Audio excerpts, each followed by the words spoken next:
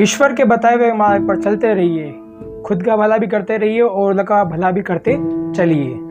नमस्कार, महेश कुमार के साथ नई कहानी, नई सीख, नई अंदाज के साथ में। मित्रों, दो दोस्त थे जो कहीं राह से गुजर रहे थे। उन्हें एक रास्ते के अंदर एक अनाज की बोरी मिलती है और उसी अनाज की बोरी के साथ में उनको एक पत्थर भी मिलता है। उस पत्र पे लिखा हुआ होता है कि जो भी व्यक्ति इस अनाज की बोरी को 2 किलोमीटर आगे पहुंचाएगा, उसको सोने की 2 मुद्राएं प्राप्त होंगी।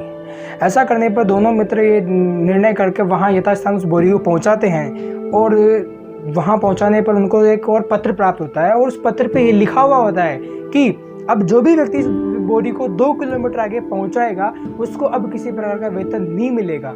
तब ऐसा सुनने के बाद में एक मित्र कहता है कि मैं बिना वेतन के कार्य अपनी ऊर्जा व्यर्थ नहीं करने वाला। ऐसा कहकर वह वहाँ से चला जाता है और एक मित्र वहाँ रुककर वो कार्य को पूरा करने के लिए एकजुट होकर जैसे तैसे करते रेंगते वह 2 किलोमीटर आगे उस बोरी को ले जाता है और वहाँ जब वो उस बोरी को रखता है और उसके बाद में वहीं उनको एक छोटा सा पत्र और प्राप्त होता है और उस पत्र पे ये लिखा हुआ आता है कि आपने ईश्वर का दिया हुआ कार्य सफलतापूर्वक किया है। आपने ईश्वर की जो दी हुई परीक्षा थी वो आपने उसको सफलतापूर्वक पूर्णतया की है। तो अब आपको ईश्वर का कार्य जो आपने किया है उसके लिए अब आपको आपके हर कार्य के लिए ईश्वर का साथ मिलेगा। अर्थात ये कि जब कोई व्यक्ति स्वार्थपूर्ण कार्य करता है तो उसे ईश्वर सांसारिक भौतिक संसाधनों से पूर्ति करते हैं, फलते फूलते हैं। और जब कोई व्यक्ति निस्वार्थ भाव से कार्य करते हैं तब ईश्वर अपने आशीर्वाद के स्वरूप उसके हर कार्य में उसका साथ निभाते हैं, उसके कदम से कदम मिलाकर उसके साथ चलते हैं। दोस्तों, ये दो दोस्त नहीं थे, ये हमारे मन की 2 प्रवृत्तियां थी जो हमें अच्छाई की तरफ और बुराई की तरफ ले जाती है। यदि किसी कार्य को करने के अंदर कोई बुराई नहीं है और परोपकार है तो क्यों ना वो कार्य कर लिया जाए। क्यों किसी का भला हो सकता है, किसी के लिए अपन कुछ अच्छा कर सकते हैं।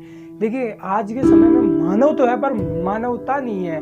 इसलिए मैं कहना चाहूँगा कि आप खुद तो ये चीज़ें कीजिए पर आने वाली पीढ़ी, आने वाली जनरेशन को ये सिखाए कि वो अपना कोई भी कार्य करे तो उसमें अपना स्वार्थ ना ढूंढे। क्योंकि अगर वो कोई कार्य कर रहे हैं उसके अंदर कोई बुराई नहीं है, किसी को कुछ हानि नहीं है, तो क्यों ना वो कार्य किसी की भलाई के लिए, किसी के हित के लिए वो कार्य कर लिया जाए। दोस्तों, इसी सीख के साथ में मैं महेश कुमार वापस आपके साथ में नई मुलाकात करता रहूँगा। अगर आपको इस कहानी से किसी भी प्रकार की सीख मिली हो तो आप हमें कमेंट बॉक्स में बता सकते हैं और अगर आपके पास कोई नई स्टोरी हो तो आप वो भी हमें कमेंट बॉक्स में भेज सकते हैं।